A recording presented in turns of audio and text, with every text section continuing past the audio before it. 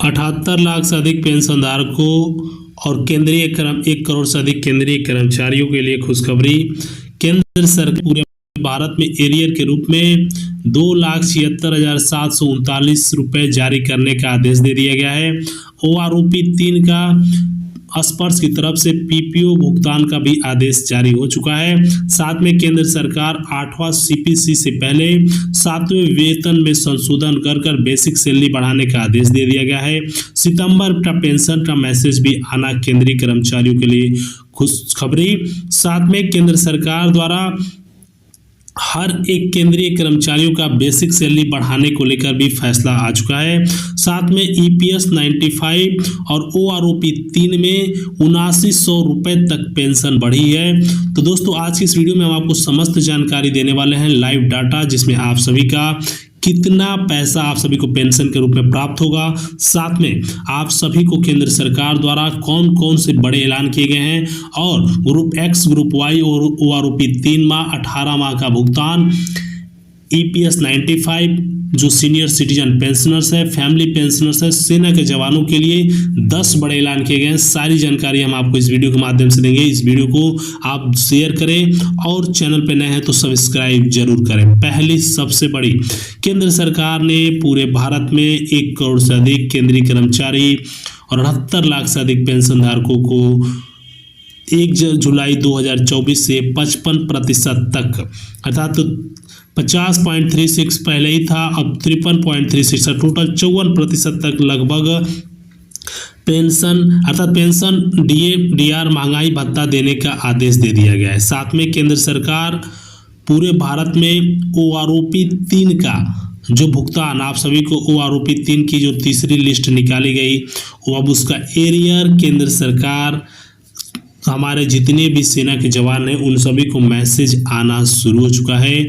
सरकार उनको national increment के तहत यह पैसा डायरेक्टली PPO के माध्यम से उन सभी के खाते में ट्रांसफ़र हो जाएगा। और सबसे बड़ा फैसला, कंपटीशन रिकवरी कंपनी, उसको लेकर केंद्र सरकार ने रोक लगा दी। अब उस पर कोई रिकवरी नहीं होगी। और अब उससे बड़ा फैसला EPS 95।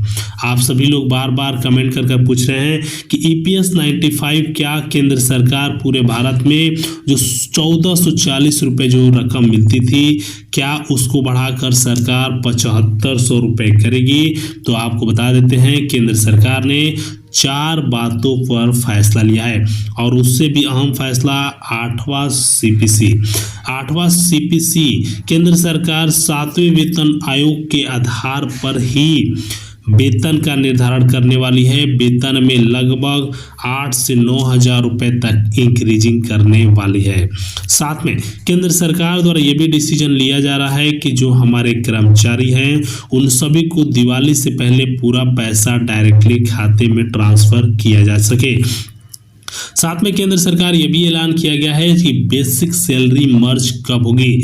कैबिनेट ने बैठक में ये भी ऐलान कर दिया है कि सबसे पहले वो OROP 3 का बकाया और साथ में 8वां वेतन आयोग के तहत बेसिक सैलरी में इंक्रीजिंग और 18 माह का एरियर तब करने के बाद केंद्र सरकार द्वारा DA को शून्य करने का फैसला लिया है। अब सबसे इम्पोर्टेंट बात ये समझते हैं कि बकाया पैसा केंद्र सरकार कब तक हमारे कर्मचारीगण को इसका पैसा डायरेक्टली खाते में मिलेगा। केंद्र सरकार ने डिसीजन लेते हुए भी कहा कि हमारे कर्मचारी गण को जो OROP 3 का भुगतान का पैसा है वह इसी महीने देखने को मिल सकता है, अर्थात उसको सितंबर में ही सरकार ने देने का आदेश दे दिया है। केंद्र सरकार ने साफ साफ कह दिया कि जो पैसा है आप सभी कर्मचारी गण को डायरेक्टली इसी महीने देने का सरकार आदेश दे दी है और ये पैसा डायरेक्टली आप सभी को भुगतान हो जाएगा। और उससे भी बड़ा फैसला केंद्र सरकार द्वारा हमारे जितने भी पेंशनर्स हैं उन सभी को एक बड़ा फैसला ये भी ले लिया है कि जो भी हमारे पेंशन धारक है जिनका पेंशन बकाया है 2,78,924 रुपये, केंद्र सरकार उन सभी का पैसा 3 किस्तों में दिया जाएगा।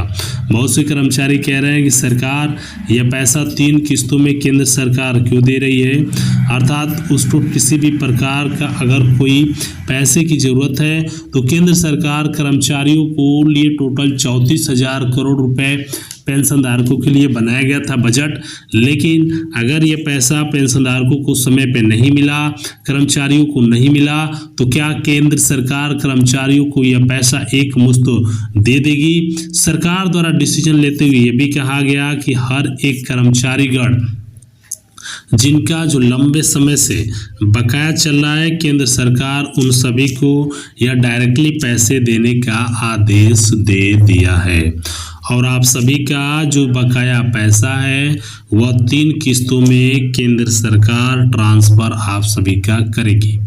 और उससे भी बड़ा इम्पोर्टेंट कि कर्मचारियों को एडिशनल पेंशन, जी हाँ, कर्मचारियों को एडिशनल पेंशन भी दिया जाएगा। साथ में बेसिक सैलरी, जो सबसे इम्पोर्टेंट बात है कि बेसिक सैलरी सरकार कितना इंक्रीमेंट करने वाली है, तो हर एक कर्मचारियों का बेसिक सैलरी आप सभी का अगर देखा जाए तो लगभग हर एक कर्मचारी पेंशन धारकों का 8,000 रुपये तक बेसिक सैलरी देने का आदेश दे दिया गया है। कर्मचारियों को बेसिक पेंशन का निर्धारण, जो सबसे इम्पोर्टेंट बात है कि बेसिक पेंशन कितना इंक्रीजिंग किया जाएगा। अगर कोई पेंशन धारक है जिनका बकाया पेंशन लंबे समय से चल रहा है तो उन सभी का पूरी तरीके से ये पैसा कब तक और कितने दिनों में सरकार ट्रांसफ़र करेगी, तो आपको अक्टूबर से पहले ये पैसा ट्रांसफ़र किया जाएगा।